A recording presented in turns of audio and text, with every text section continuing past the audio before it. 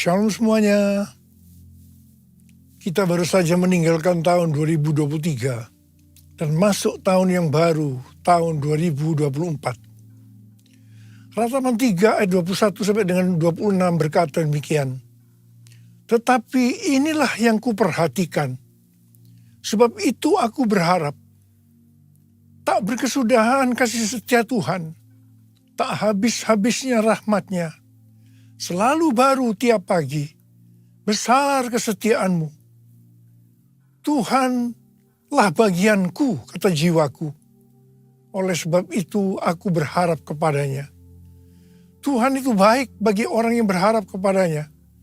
Bagi jiwa yang mencari Dia. Baiklah menanti dengan diam pertolongan Tuhan. Judul perikop dari ayat yang kita baca adalah penghiburan dalam penderitaan. Setiap kita di tahun 2023 pasti mengalami dengan apa yang disebutkan sebagai penderitaan. Mungkin ada yang sampai putus asa atau putus pengharapan. Tetapi memasuki tahun 2024, kita harus mengubah paradigma dengan tuntunan Tuhan ini. Dalam ayat yang kita baca tadi, kita mendapatkan pelajaran yaitu pada waktu kita mengalami penderitaan, setelah kita memperhatikan apa yang Tuhan perbuat dalam hidup ini, maka kita akan mendapatkan pengertian sebagai berikut. Tak berkesudahan kasih setia Tuhan, tak habis-habisnya rahmat-Nya, selalu baru tiap pagi, besar kesetiaan Tuhan. Kita sebagai orang yang percaya harus yakin bahwa Tuhan ada di dalam kita. Roh Kudus ada di dalam hati kita. Sebab itu kita harus mengambil keputusan memasuki tahun 2024 untuk hanya berharap kepada Tuhan, tidak kepada yang lain-lain. Tuhan itu baik bagi orang yang berharap kepadanya, bagi orang yang mencari Dia. Dalam menantikan pertolongan Tuhan, kita harus menanti dengan diam, dengan sabar, sampai Tuhan menolong kita. Mazmur 119 ayat 50 berkata, inilah penghiburanku dalam sengsaraku, bahwa janji-Mu memberi aku hidup. Haleluya!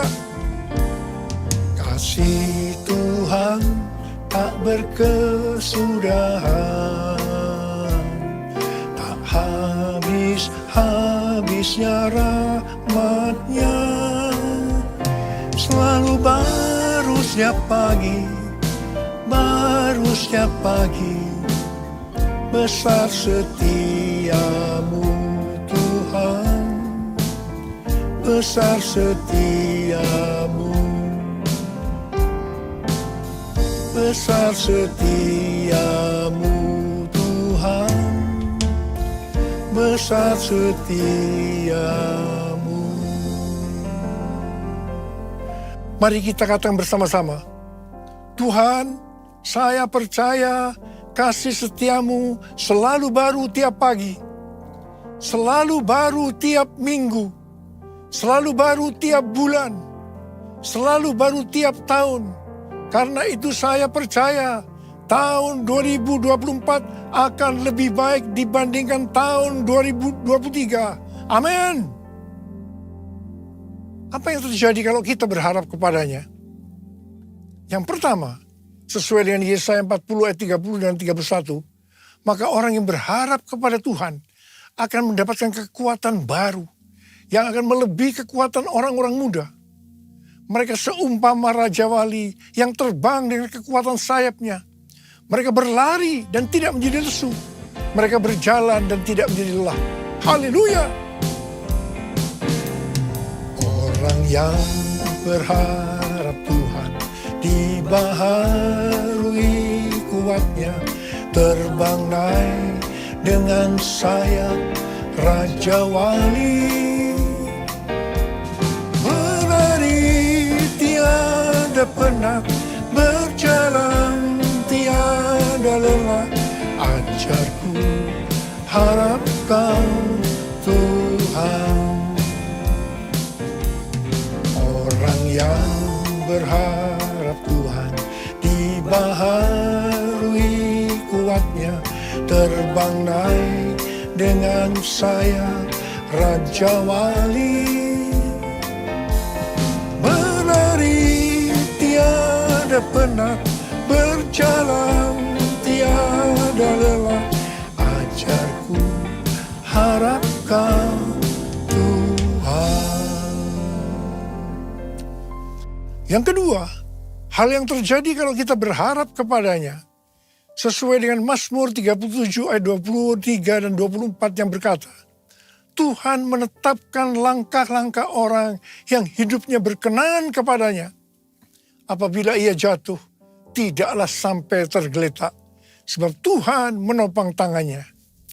Orang yang hidupnya berkenan kepada Tuhan adalah orang yang berharap kepada Tuhan.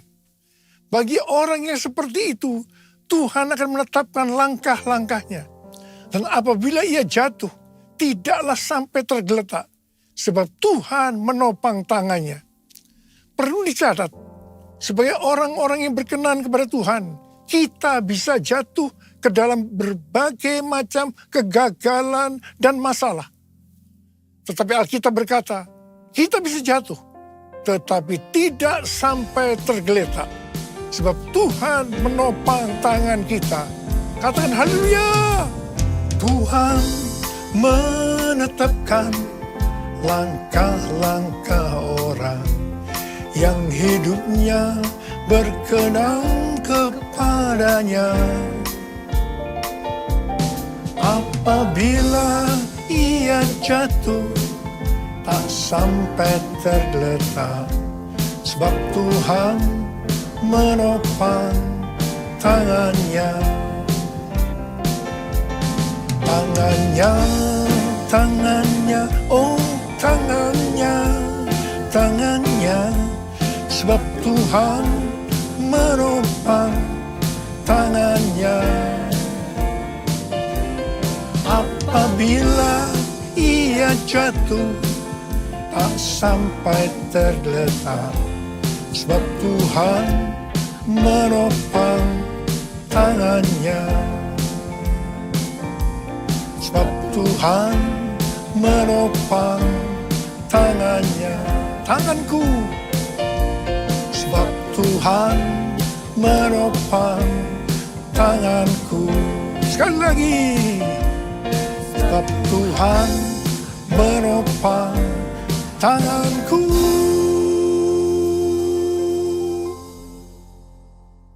Yang ketiga, hal yang terjadi kalau kita berharap kepadanya adalah sesuai dengan Yeremia 17 ayat 7 dan 8 yang berkata, diberkatilah orang yang mengandalkan Tuhan, yang mempercayakan dirinya pada Tuhan. Ia akan seperti pohon yang ditanam di tepi air, yang merambatkan akar-akarnya ke tepi sungai dan tidak takut akan datangnya panas terik, yang daunnya tetap hijau, yang tidak khawatir dalam tahun kering, dan yang tidak berhenti menghasilkan buah. Haleluya.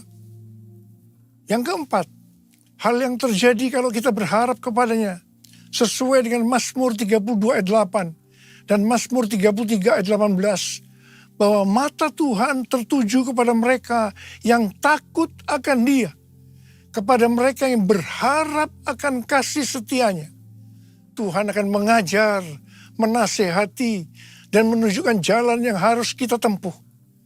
Tuntunan Tuhan ini akan kita mengerti hanya kalau mata kita tertuju kepada Dia. Dari tanggal 15 September sampai dengan 2 Oktober 2024, menurut kalender Ibrani, kita memasuki tahun 5784, yaitu tahun P Dalet. P Dalet artinya 84. P adalah angka 80, menggambarkan mulut. Dalet atau angka 4 digambarkan sebagai yang pertama pintu yang terbuka. Dan yang kedua, seorang dengan posisi membungkuk, menunduk yang melambangkan kerendahan hati. Memasuki tahun 2024, pintu dalam kehidupan yang selama ini tertutup sudah dibuka oleh Tuhan Yesus. Kalau Tuhan Yesus sudah membuka pintu itu, maka tidak ada seorang pun yang bisa menutupnya. Tetapi sebaliknya, kalau Tuhan Yesus yang menutup, maka tidak ada yang bisa membukanya. Memasuki pintu yang terbuka tadi, kita diingatkan beberapa hal. Yang pertama, itu tidak berarti kita berjalan di jalan tol, yang artinya jalan bebas hambatan. Yang kedua, kita harus banyak sembahyang. Dan yang ketiga, mulut harus dijaga. 1 Petrus 3 ayat 10 berkata, siapa yang mau mencintai hidup dan mau melihat hari-hari baik, ia harus menjaga lidahnya dari yang jahat dan bibirnya dari ucapan-ucapan yang menipu. Yakobus 3 ayat 2 berkata, sebab kita semua tersandung dalam banyak hal. Siapa tidak tersandung dalam perkataannya, ia adalah orang yang sempurna, yang dapat juga mengendalikan seluruh tubuhnya. Yakobus 3 ayat 9 dan 10 berkata, dengan lidah kita memuji Tuhan dan Bapa kita. Dengan lidah juga kita mengutuk manusia yang diciptakan menurut rupa Allah. Dari mulut yang sama keluar berkat dan kutuk. Hal ini, saudara-saudaraku, tidak boleh terjadi. Mari kita katakan bersama-sama. Mulutku penuh dengan pujian kepadamu, ya Yesus Tuhan. Sepanjang hari ku beri penghormatan kepadamu, ya Allahku. Kepadamu, ya Allahku. Kepadamu, ya Allahku.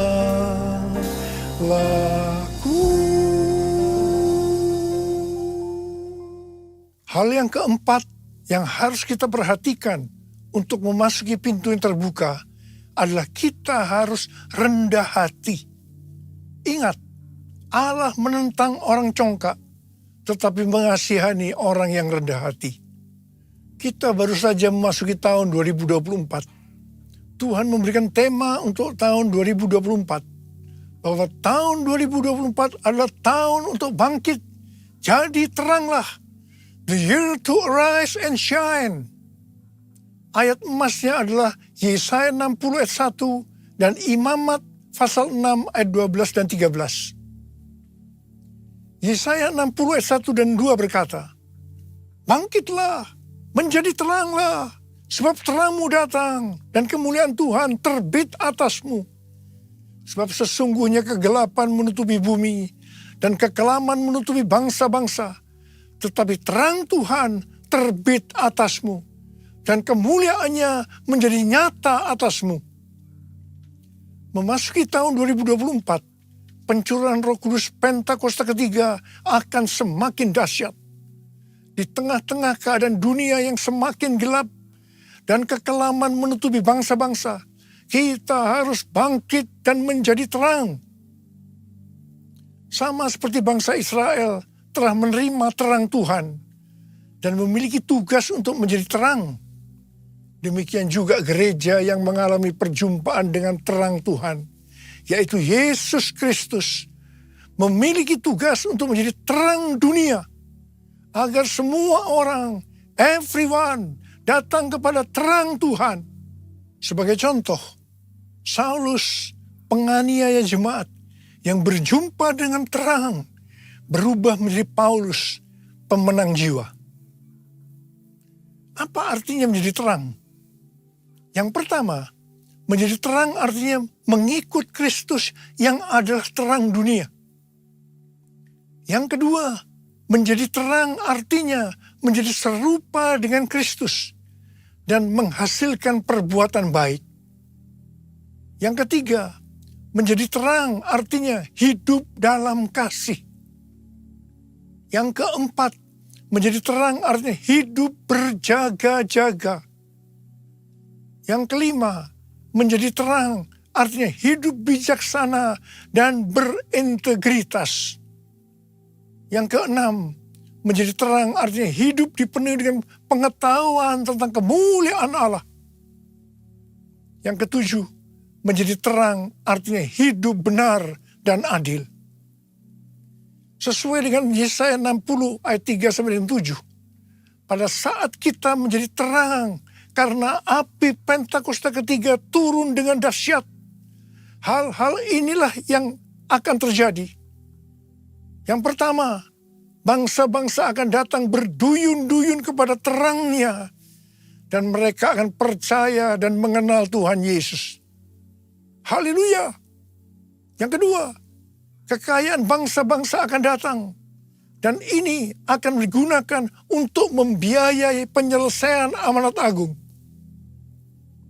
Untuk menjadi terang, kita harus menjadi seperti yang disebutkan dalam Imamat 6 ayat 13. Yaitu api di atas mezbah harus dijaga tetap menyala. Jangan sampai padam. Api harus dijaga tetap menyala siang dan malam. Bagian Tuhan memberi api. Bagian kita menjaga agar api itu tetap menyala. Kita harus menjadi terang siang dan malam. Ada 3 jenis api.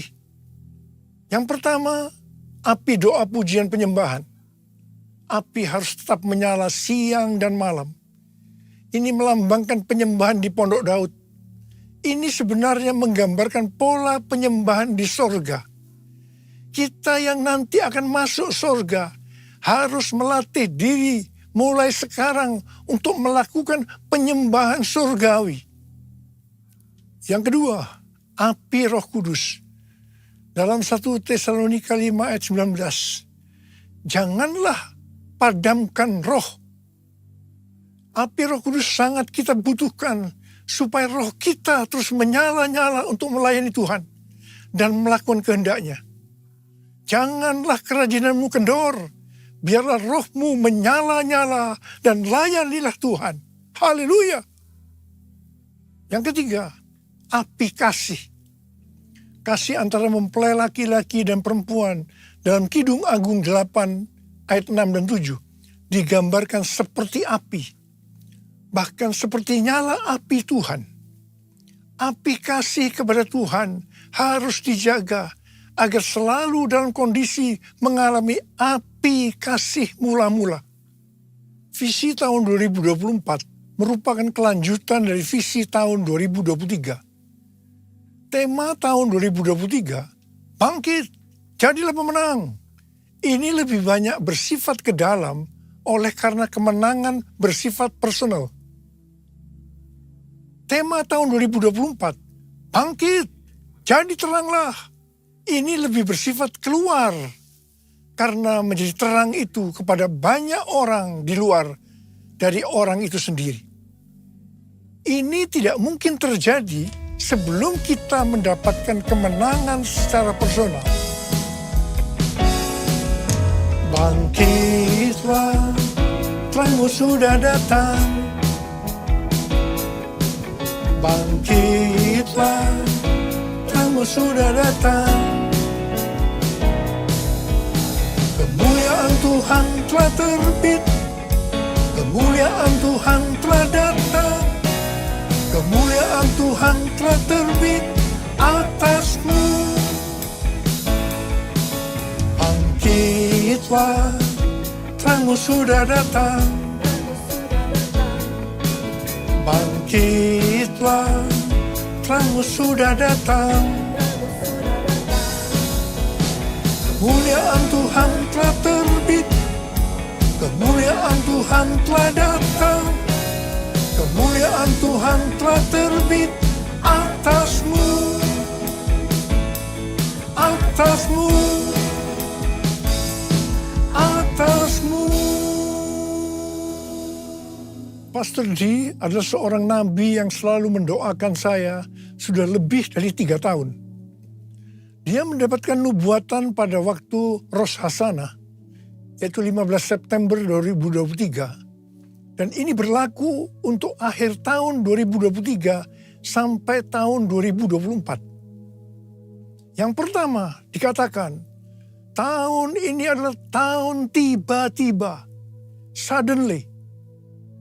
Yang kedua, baptisan api atau pemurnian gerejanya dan turunnya kemuliaan Tuhan akan datang secara tiba-tiba. Yang ketiga, penuaian jiwa akan datang secara cepat. Mereka berbondong-bondong masuk ke dalam kerajaan Allah. Mereka datang dari berbagai lapisan masyarakat, orang tua dan anak-anak muda dari berbagai macam latar belakang. Yang keempat, anak-anak muda menjadi sangat lapar dan penuh gairah untuk Tuhan. Mereka perlu dilatih untuk penyembahan, worship. Mereka akan melihat tanda dan mujizat yang dinyatakan di depan mata mereka. Yang kelima, ini adalah tahun pintu terbuka. Dan melalui pintu itu akan ditemukan tujuan atau destiny ilahi. Yang keenam, ini adalah tahun di mana dunia akan benar-benar mulai melihat dan memiliki pengetahuan tentang kemuliaan Tuhan yang akan melingkupi bumi seperti air menutupi dasar laut. Demikianlah kemuliaan Tuhan datang. Yang ketujuh, Pentakosta ketiga akan dinyatakan seperti belum pernah dilihat atau disaksikan sebelumnya. Karena itu akan terjadi di rumah-rumah melalui penyembahan, sehingga kesembuhan, mujizat-mujizat, dan pencurahan Roh Kudus yang akan menarik jutaan orang ke dalam kerajaan Allah terjadi. Sama seperti para penyembah selalu dipanggil untuk memimpin jalan dalam pertempuran, demikian pula para penyembah akan mempersiapkan jalan bagi Tuhan. Hamba-hamba Tuhan, kenabian dan kerasulan akan bekerja bersama-sama dengan Kristus sebagai batu penjuru. Para nabi akan menubuatkan tentang kedatangan Tuhan. Dan rasul-rasul penyembahan akan mempersiapkan rumah-rumah.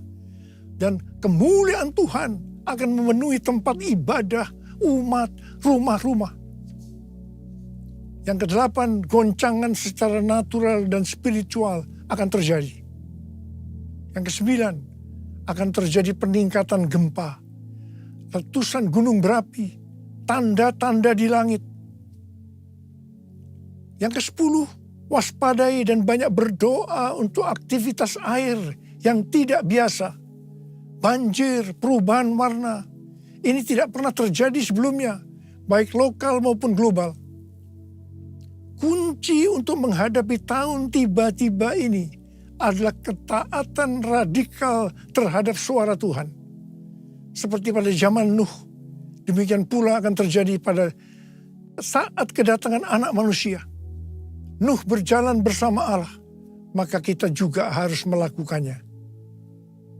Ada berapa banyak di antara saudara yang akan berkata, tahun 2024 saya akan berjanji untuk taat secara radikal terhadap suara Tuhan. Angkat tangan saudara. Mari kita katakan bersama-sama. Bagi Allah selama-lamanya. Bagi Allah selama-lamanya. Bagi Allah selama-lamanya. Amin. Bagi Allah, bagi Allah selama-lamanya. Bagi Allah selama-lamanya. Bagi Allah selama-lamanya. Amin. Mari kita berbahasa roh. Berbahasa roh. Mari kita berbahasa roh. Berbahasa roh.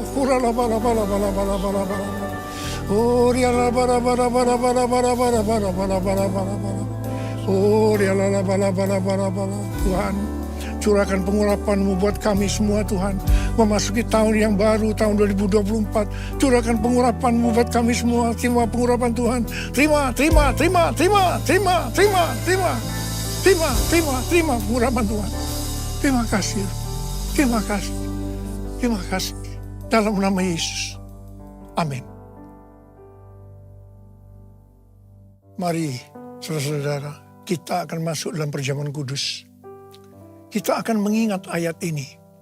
Sebab setiap kali kamu makan roti ini dan minum cawan ini, kamu memberitakan kematian Tuhan sampai Ia datang. Perjamuan kudus adalah perjamuan Tuhan Yesus sendiri. Setiap kali kita masuk dalam perjamuan kudus, Tuhan selalu berbicara kepada kita, biarlah ini menjadi peringatan akan aku. Biarlah ini menjadi peringatan akan aku. Karena itu mari, arahkan hati kita, pikiran kita kepada kebaikan Tuhan. Mari kita tundukkan kepala. Bapa, siapakah kami sebelum kami mengenal Engkau? Kami semua orang berdosa. Upah dosa adalah maut, mati. Tapi Engkau yang tidak berdosa telah dijadikan dosa oleh karena kami, ya Tuhan. Engkau harus turun dari surga mulia. Mati ganti kami dengan penderitaan yang luar biasa. Sungguh kalau kami pikirkan betapa baiknya Engkau, ya Bapa. Ya Bapa, Engkau jadikan kami sebagai anak-anak-Mu. Engkau tuntun, Engkau bela, Engkau lindungi, Engkau berkati. Engkau tegur, Engkau hajar kalau kami salah, ya Tuhan. Itu Engkau, ya Abah. Itu Engkau. Tuhan akan memberkati kita semua melalui perjamuan kudus. Tapi Tuhan mau kita makan dan minum dengan cara yang benar. Karena itu masing-masing introspeksi. Lihat keadaan dirimu masing-masing. Memasuki tahun yang baru. Kalau ada sesuatu yang Tuhan ingatkan, dosa yang Tuhan ingatkan, kita harus selesaikan. Langsung minta ampun. Langsung minta ampun. Supaya diberkati. Supaya diberkati sepanjang tahun 2024. Minta ampun. Ampuni kami Tuhan. Ampuni kami. Ampuni kami ya Tuhan. Bapak terima kasih. Terima kasih Abah. Layakkan kami untuk masuk dalam perjamuan kudus. Kami akan masuk dalam perjamuan kudus dengan hati yang penuh ucapan syukur. Dalam nama Yesus kami berdoa. Amin. Sekarang mari. Angkat roti di tangan kanan kita tinggi-tinggi. Sebab apa yang telah kuteruskan kepadamu telah aku terima dari Tuhan. Yaitu bahwa Tuhan Yesus pada malam waktu Ia diserahkan mengambil roti. Dan sesudah itu Ia mengucap syukur atasnya. Ia memecah-mecahkannya dan berkata, inilah tubuhku yang diserahkan bagi kamu. Perbuatlah ini menjadi peringatan akan aku. Saudara dikasih Tuhan, bukankah roti yang kita pecah-pecahkan ini adalah persekutuan kita dengan tubuh Kristus? Mari kita makan dalam nama Yesus.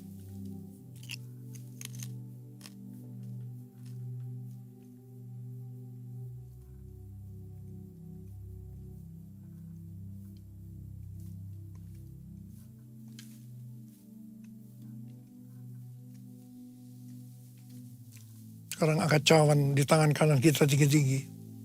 Demikian juga yang mengambil cawan sudah makan lalu berkata, cawan ini adalah perjanjian baru yang dimeteraikan oleh darahku. Perbuatlah ini. Setiap kali kamu meminumnya menjadi peringatan akan aku. Saudara dikasih Tuhan, bukankah cawan pengucapan syukur?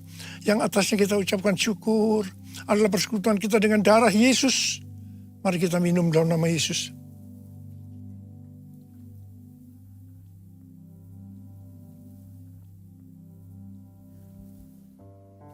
Mari, angkat tangan kita.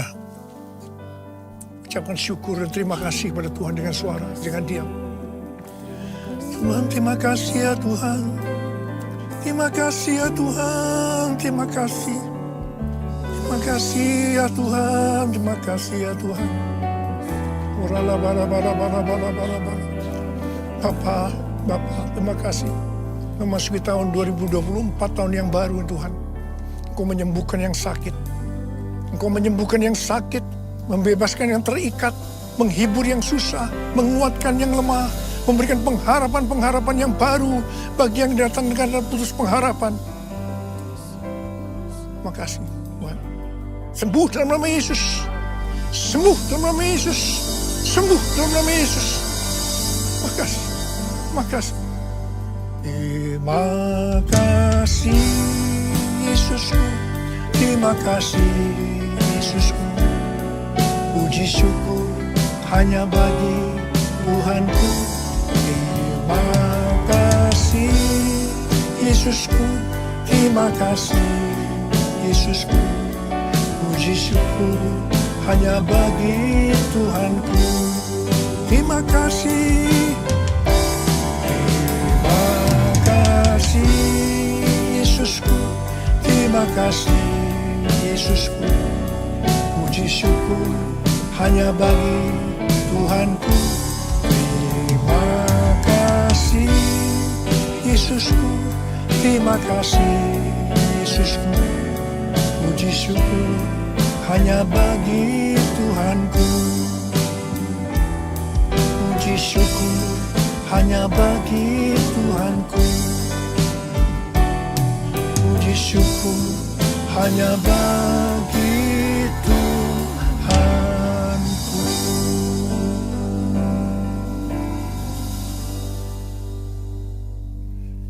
Saudara-saudara yang dikasihi Tuhan, saya akan mengucapkan selamat tahun baru 2024. Tahun untuk bangkit jadi teranglah. The year to arise and shine.